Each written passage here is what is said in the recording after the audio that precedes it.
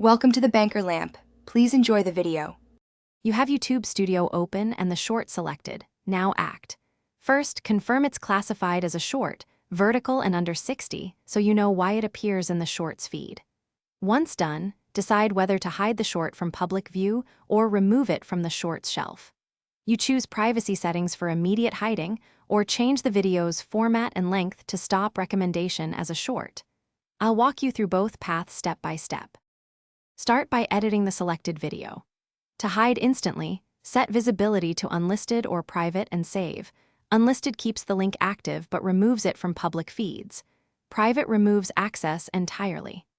Alternatively, to stop it being treated as a short, replace the video with a longer file or reformat to 16:9, or add 1-2 seconds of extra footage to exceed 60, then save and reprocess. Make sure to check Finish by verifying on both desktop and mobile.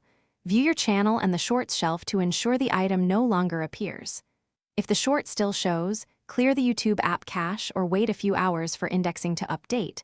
Sometimes changes propagate slowly.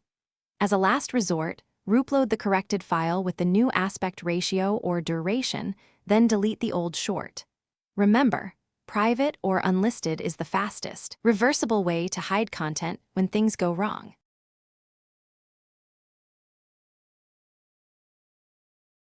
Thanks for watching. If this was helpful, leave a like and consider subscribing. See you next time.